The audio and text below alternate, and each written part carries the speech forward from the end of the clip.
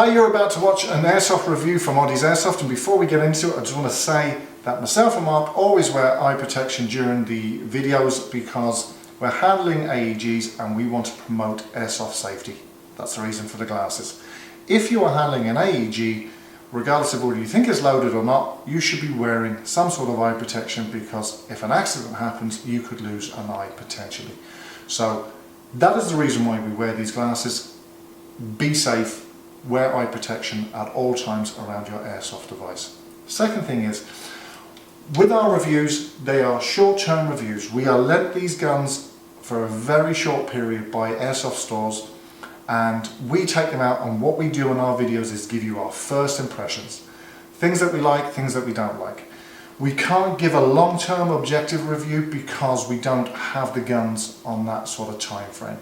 So if you are taking the guns that we're looking at, if you are feeling that you might want to purchase them, please start looking around on the internet. Google is your friend. There's a lot of airsoft forums out there, and if there are known issues with certain guns, you will find a plethora of information out there that will help you make an informed decision or an informed purchase. Here's a review. This review has been brought to you in part by hobbyairsoft.ie. Hey, how you doing? Welcome back to Oddie's Airsoft, and in this review we're going to be looking at this little baby, which is the CyberGun P90. Now I believe this is actually made by KS, but as you know, CyberGun own the licensing for various trademarks, and as you can see this has the FN Hurstel trademarks on it. In the same way that I had some concerns about the way they were screen printed on the G&G, the G2010 a while ago, I'm not mad keen to see them screen printed, but you know what, it's better than nothing. Now I'll kick this one off by saying I was never a big fan of the P90 at all. My only knowledge of the P90 was from watching Stargate, and I thought, oh how stupid, someone's made an airsoft version of a fantasy gun. Little did I realise that it was actually a real firearm. So apologies to all those P90 devotees out there. No insult was intended. So, you know, I wasn't mad keen to go out and try this in the field, but you know what? I was pleasantly surprised. This is a really solid performer. Good rate of fire, and the thing that really surprised me in a good way was the range and accuracy of it. Because the BB's feed here, you do have a reasonable length barrel to get some accuracy out of this thing, and the hop up is very effective, so you're getting a really nice combination for such a short gun of range and accuracy. It really is very nice indeed. In the package you get the usual barrel cleaner. You actually get two mags, which is nice. You get a mid cap, which is around the 78 round mark, and you also get a high cap, which is meant to be in the 350 round range, but I'll talk to you more about that in a minute.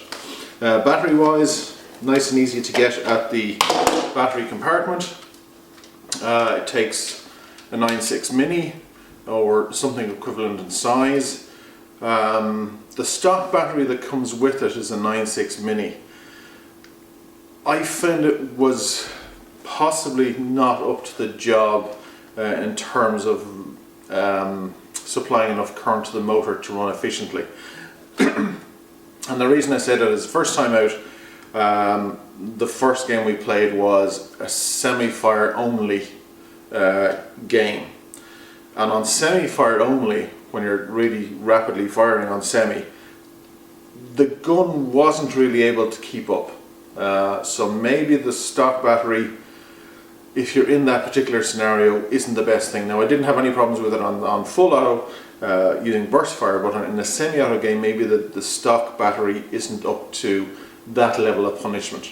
Now in subsequent games I ran this on 7.4 volt 22C 1900 milliamp LiPo, which fits nicely into the battery compartment. There is a good bit of room in there, so you do have some room to play with in terms of the size of the battery you're going to use.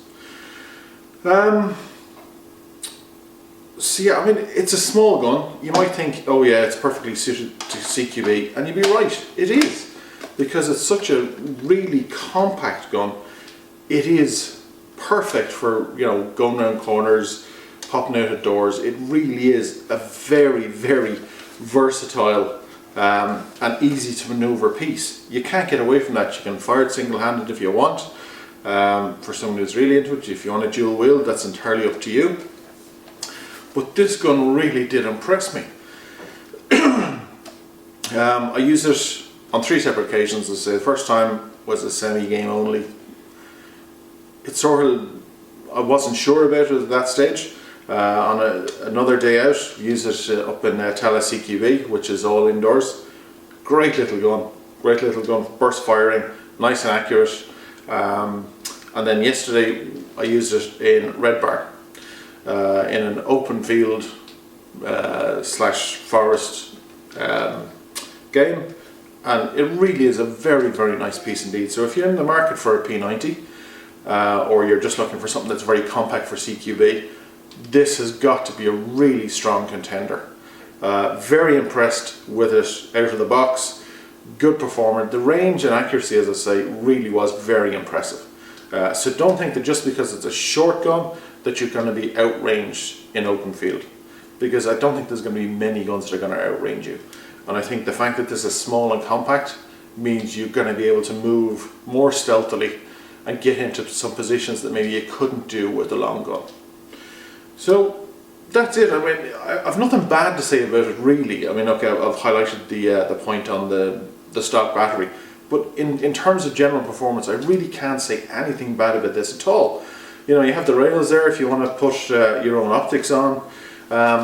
This gun has a similar sort of selector switch to the G2010, as you'd expect from the same family, but this one is much more, much freer in operation. It's very positive. So very impressed with that. Easy to operate with your trigger finger. So it's all good. One point I will make, and a couple of people said this to me when I picked up the gun to use. The high caps, when you're loading them, don't load them all the way. If you look at the high cap here, you'll notice there's a couple of sets of screws. The screw at the top there, that pair, only fill the BBs up as far as there, okay? And then you're ensured of getting completely flawless feeding of the BBs into the gun. Another really nice feature I like on these high mags compared to, let's say, regular Stanags or AK mags is that once you fill them, you wind up the mechanism and it remains fully wound, so you'll get through the entire magazine, which is a really, really nice feature. I suppose they had to put something like that in given the location of the magazine on the gun itself, but you know, really nice feature, and certainly wouldn't put me off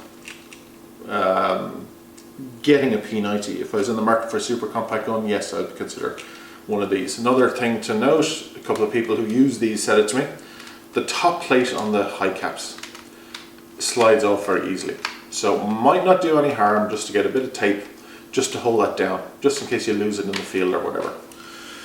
And that's about it really.